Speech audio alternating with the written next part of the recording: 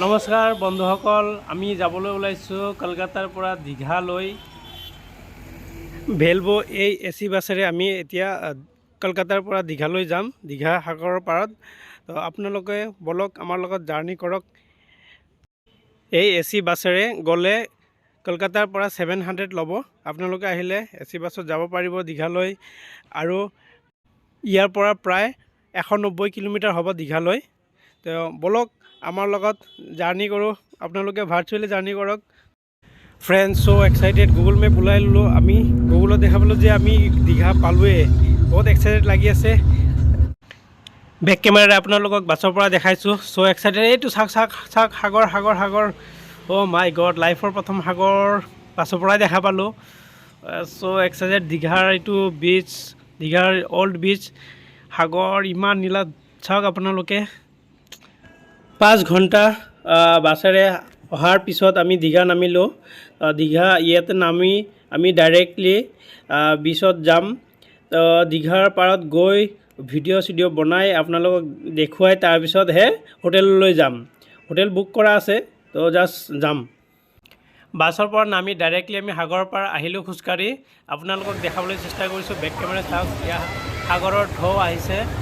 ইমান মানুহ গা ধুই আছে, মানে বহুত পৰিমাণে মানুহ ইয়াতে আপোনালোকে দেখা পাইছে। সাগৰৰ প্ৰতিটো মুহূৰ্ত, প্ৰতিটো ৰোমাঞ্চকৰ মুহূৰ্ত আপোনালোকক দেখাবলৈ চেষ্টা কৰিছোঁ। ভিডিঅ'টো শেষলৈ চাব। যদি ফেচবুক পেজত চাই আছে ফ'ল' কৰিব, ইউটিউবত চালে ছাবস্ক্ৰাইব কৰিব, আৰু লাইক কমেণ্ট আৰু শ্বেয়াৰ কৰি দিব ভিডিঅ'টো যিমান পাৰে। সাগৰ আপোনালোকক ভাৰ্চুৱেলি দেখাই আছোঁ, চাওক। জাষ্ট চাই যাওক। মই লাষ্টত এটা ইণ্টাৰেষ্টিং বস্তু দেখাম, চাই যাব। সাগৰৰ ঢৌবোৰ ইমান জোৰকৈ আহে, চাওক আপোনালোকে চাওক। এই বাদ্যজনীক পেলাই দিছিলে। সাগৰৰ পাৰত কোনে কোনে আহিছে কমেণ্ট কৰি ক'ব। সাগৰৰ ঢৌ, সাগৰবোৰ দেখি মন ইমান সাগৰৰ দৰে বহল হৈ গৈছে আৰু হেপিনেছৰ ঠাই নোহোৱা হৈছে। কেনেকুৱা লাগিছে? স্মাইল আৰু হেপিনেছ সাগৰৰ দৰে সীমা নোহোৱা হৈছে, লিমিটলেছ। চ' চাই যাওক ভিডিঅ'টো আপোনালোকে শেষলৈ। মই জাষ্ট দেখাই গৈ আছোঁ, আপোনালোকে চাই যাব। বংগোপসাগৰৰ এই দীঘাৰ পাৰত হাজাৰ হাজাৰ টুৰিষ্ট বিভিন্ন ঠাইৰ পৰা আহিছে। আপোনালোকে দেখিছে পূৰা ভৰ্তি হৈ আছে।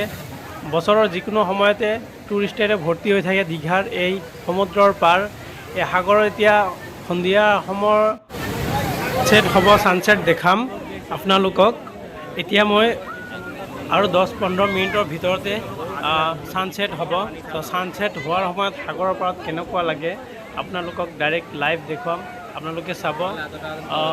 সাগৰৰ ঢৌ ইমান একদম ফ্ৰেছ হাৱা লাগি আছে, মানে বহুত ভাল লাগি আছে। আপোনালোকক মানে কি ক'ম, ভাষা নোহোৱা হৈছে। মানে আপোনালোকক দেখাবলৈ যত্ন কৰিছোঁ সাগৰৰ ঢৌবোৰে কেনেকৈ মানুহবোৰক পেলাই দিয়ে। ডাঙৰ যিবোৰ ঢৌ আহে, চাওক একবাৰ ভালকৈ, হয়নে? এতিয়া আমি গা নুধুম, জাষ্ট চাই আছোঁ। আমি ৰাতিপুৱা মৰ্ণিং আহি গা ধুম, ৰাতিপুৱা ছানৰাইজ চাম। আপোনালোকক নেক্সট ভিডিঅ'ত সেইবোৰ দেখাম। এতিয়া আমি চাই গৈ হোটেলত যাম। ইমান মানুহ এই সাগৰৰ পাৰত আপোনালোকে দেখিছে, আৰু বিভিন্ন ধৰণৰ বৃত্তি ইয়াতে আছে। তো কেমেৰামেন ইয়াতে বহুত পাব আপোনালোকে আহিলে। DSLR লৈ অহাৰ কোনো প্ৰয়োজন নাই, ইয়াতে বহুত কেমেৰামেন আছে। আপোনাক সাগৰত নামি পানীত মানে নামি পালে আপোনাক ফটো কৰি দিব। সাগৰৰ পানীত ঢৌৰ ফলত সৃষ্টি হোৱা শব্দ, প্ৰচণ্ড শব্দ আপোনালোকে শুনিবলৈ পাইছে। আপোনালোকে তাত মানুহ বিভিন্ন ধৰণৰ দোকান লৈ বহি গৈছে সাগৰৰ পাৰতে। বাট সাগৰৰ পাৰখন বহুত ধুনীয়া চাফ চিকুণকৈ ৰাখিছে চবে।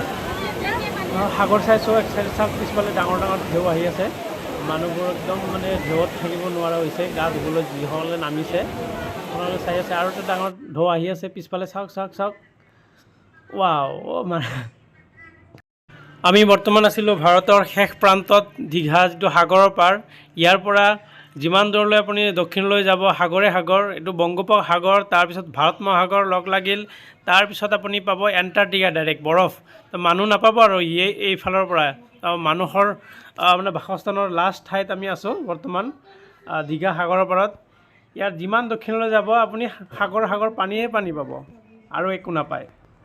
তো বন্ধুসকল, যিটোৰ অপেক্ষাত ইমান সময় ৰখি আছিলোঁ, ছানছেট হ'বৰ হ'ল। আপোনালোকক দেখাইছোঁ, এই চাওক ছানছেট হ'বৰ হ'ল। পূৰা সাগৰ ৰঙি আছে, সূৰ্য অস্ত যাব সেইকাৰণে। তো ঢৌবোৰ অলপ ভিৰ হ'বলৈ আৰম্ভ কৰিছে আৰু ৰাতি অলপ শান্ত হয় সাগৰ, আৰু দিনত পূৰা চঞ্চল হৈ থাকে সাগৰৰ ঢেউ। তো ছানছেট হ'বৰ হ'ল, এই সন্ধিয়া খবৰ হ'ল, ছানছেট হ'ব। আপোনালোকক দেখাইছোঁ, চাওক অন্ধকাৰ হ'বলৈ ধৰিছে আৰু সাগৰৰ ঢেউবোৰ যেন বাঢ়িহে গৈছেচোন। জোৰ জোৰকৈ আহি আছে, ডাঙৰকৈ ঢৌবোৰ আহি আছে সাগৰৰ। আপোনালোকক দেখাইছোঁ। আৰু ইয়াৰে কেমেৰামেনবোৰৰ ইউনিফৰ্ম আছে, চব কেমেৰামেনে ইউনিফৰ্ম পিন্ধি আছে। এই চাওক, পানীয়ে পেলাই দিলে মানুহজনক।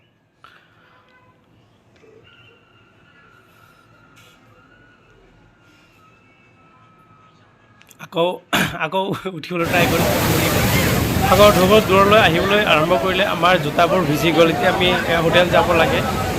হোটেলত যাম, তাৰ দেখাইছোঁ এবাৰ।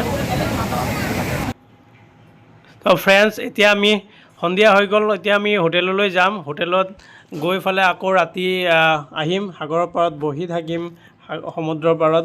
সন্ধিয়া হ'বলৈ ওলাইছে, তো চবেই যাবলৈ ওলাইছে হোটেললৈ।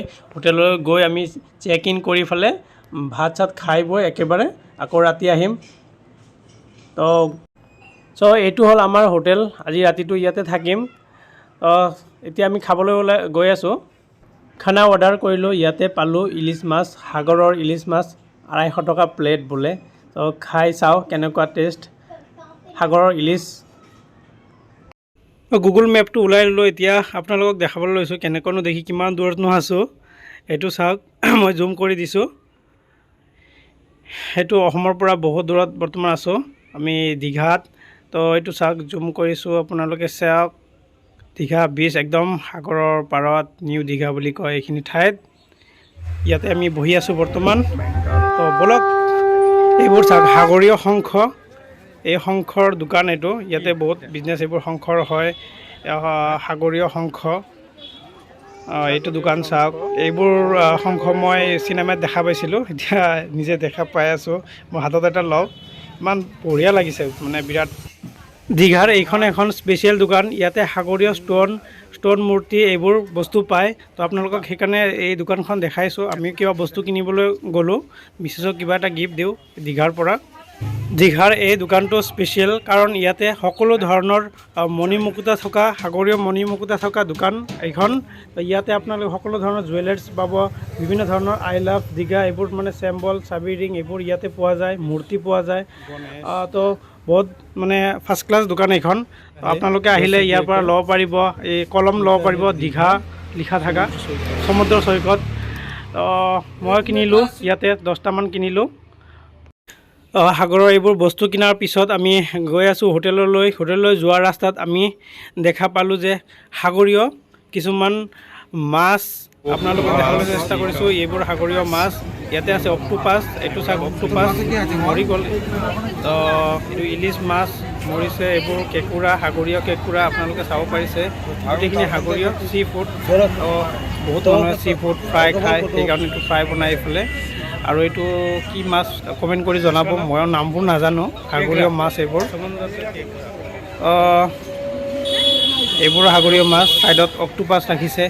অক্টোপাছ খোৱা মানুহবোৰ ক'ৰ হয় গম নাপাওঁ, অসমৰ মানুহে চাগে নাখায় এইবোৰ, আমিও খোৱা নাই, জাষ্ট চাইছোঁ। This is night time Digha. এইটো হ'ল বিৰিয়ানী ইয়াতে পোৱা যায়, চিকেন বিৰিয়ানী, চিকেন ফ্ৰাই। আৰু নিশা বাজি গৈছে 10, 10:30, তথাপি মানুহৰ বহুত ভিৰ। আমি হোটেলৰ ওচৰতে আছোঁ, আইচক্ৰীম খাই আছোঁ দুজনে। কেনেকুৱা লাগিছে আইচক্ৰীম, মজা। তো গোটেই ডে 1ৰ আমি দীঘা চালোঁ। ডে 2 কালি আপোনালোকক ৰাতিপুৱা 4:30টাৰ পৰা দীঘা ৰাস্তাৰে গৈ থাকোঁতে এইজন মানুহক লগ পালোঁ, চাওক ৰুমালী ৰুটি বনাই আছে। India hotel and restaurant, south Indian ডিছো আছে ইয়াতে। চাওক ৰুমালী ৰুটি বনোৱাৰ তেওঁৰ ইউনিক ষ্টাইল, ইমপ্ৰেজিং। তো তেওঁক দেখা পাই ভিডিঅ'টো ইয়াতে ৰখালোঁ। ভিডিঅ' সমাপ্ত কৰাৰ আগত আপোনালোকক ৰুমালী ৰুটি বনোৱা ছিষ্টেমটো দেখুৱাবলৈ যত্ন কৰিছোঁ। কত দাম এটার? 8 টাকা मात्र। 8 रुपया है इस रोटी का दाम। आप लोग दीघा में आएगा तो यहाँ पर जरूर रुमाली रोटी खाएगा इधर से।